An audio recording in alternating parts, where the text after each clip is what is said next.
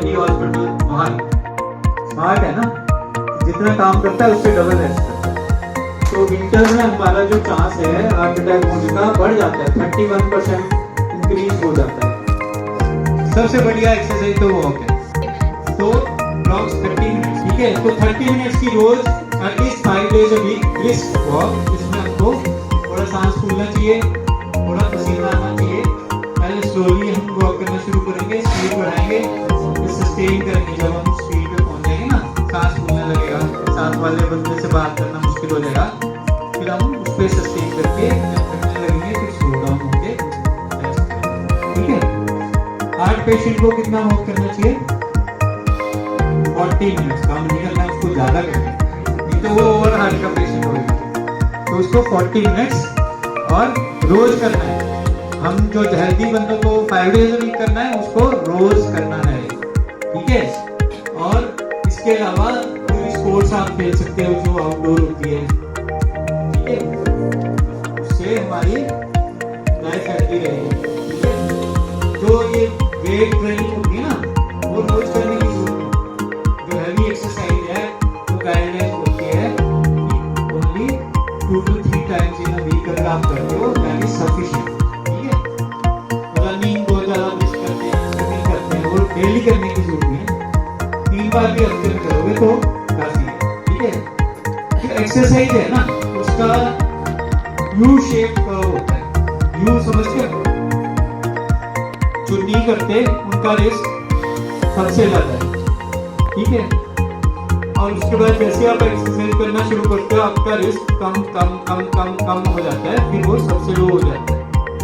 उसके बाद भी एक्सरसाइज करते रहते हैं उससे ज्यादा तो फिर से बढ़ने लगता है, ठीक है। वो बोलते हैं ना, बहुत ज्यादा एक्सरसाइज करोगे फिर से बढ़ना शुरू हो जाएगा, और एक स्टेज आएगी जब वो उतना ज्यादा बढ़ जाएगा जितना कि जो नहीं करता उसके बराबर भी हो सकता है, उससे ज्यादा भी हो सकता है, ठीक है। तो आप सुनते हो ना न्यूज में कि 2 घंटे 3 घंटे जिमिंग करते थे, सडनली मर गए।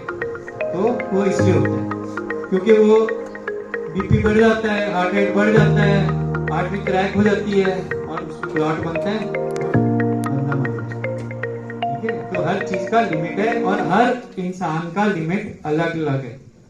तो हमको ब्लाइंडली भी फॉलो करना कि अगर ये इतने घंटे करता है तो मुझे भी इतने घंटे करना है, नहीं। आपका हार्ट अलग है, उसका अलग है, ठीक है ना। और उसके लिए जिम में जो ट्रेनर होते हैं उनको नहीं मालूम होता कि आपका लिमिट है, ठीक है। उसकी भी गाइडलाइन है कि ट्रेडमिल पर कितने हार्ट रेट पर जा सकते हो, उसके बाद आपको नहीं बढ़ना चाहिए उससे आगे, ठीक है। तो भी अगर जिसको करना है, जानना है इसके बारे में, वो बता सकते हैं, ठीक है। और ये जो आप क्या चूज करोगे, फिट या फैट? तो इंडिया में जो है वुमेन में ज्यादा है ओबेसिटी या मैन में? वुमेन में ज्यादा है, 24% वुमेन में ओबेसिटी है और मैन में 22% में है, ठीक है। और चिल्ड्रन में भी 3 to 4% आर हैविंग ओबेसिटी, ठीक है। तो ये अच्छी बात नहीं है, गलत बात है ना। कैसे पता चलेगा ओबेसिटी है कि नहीं? कोई तरीका है? Sleep essential 7 to 8 hours. कौन सी? जो नाइट स्लीप है। नाइट स्लीप का मतलब होता है अंधेरा होने के बाद और सवेरा होने से पहले। तो अगर लोग 1 बजे सो रहे हैं और सुबह 9 बजे उठ रहे हैं, वो नाइट स्लीप हुई, कितने घंटे हुए? पूरे 4 घंटे हुए, ठीक है। 5 बजे सुबह हो गई तो 4 घंटे। और जो 5 घंटे से कम सो रहे हैं उनमें क्या है? उनमें heart disease, diabetes, heart attack, high blood pressure, cancer, सबका रिस्क जो है बढ़ जाता है। तो बॉडी में हमारे एक होता है लेप्टिन, एक होता है ग्रेलिन। तो इनका क्या रोल होता है? तो हमारी बॉडी में जो होता है ना, सटाइटी का मतलब समझते हैं? सटाइटी मतलब कि भूख खत्म होगी, भर गया, मन भर गया, ठीक है ना। और होती है हंगर, कि भूख लग रही है, ठीक है ना। तो अगर उनका बैलेंस रहेगा तो हम जितना चाहिए उतना ही खाएंगे।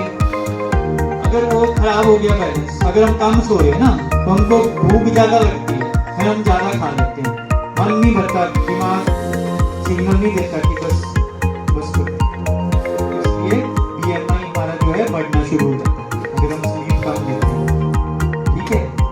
सबसे जो बेस्ट तरीका होता है ना अपना ओबेसिटी करने का, एप्पल शेप्ड ओबेसिटी होती है इंडियन में। इसमें क्या होता है, पेट में ज्यादा belly में फैट होता है, बाकी बॉडी ठीक होती है। ठीक है, वेस्टर्न कंट्रीज में पूरी बॉडी वो मोटे होते हैं ना पूरे, तो वो पीयर शेप होता है, वो इतना डेंजरस नहीं है। पर इंडियन जो है Apple shape is more dangerous. तो कैसे पता चलेगा कि एप्पल शेप्ड ओबेसिटी है कि नहीं?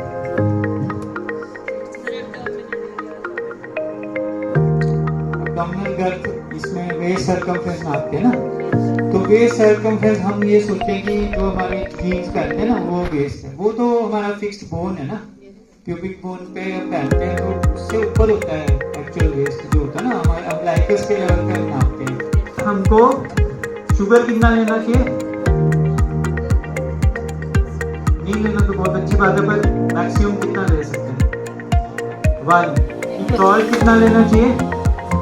सॉल्ट पूरे दिन में बिल्कुल नहीं लोगे तो हाइपोनेट्रीमिया हो जाएगा ना। तो सॉल्ट हमको 1 चम्मच से ज्यादा खाने में यूज नहीं होना चाहिए पूरे दिन, ऊपर से नहीं डालना है, खाने में जो यूज होता है वो। सैचुरेटेड फैट बिल्कुल नहीं लेना है।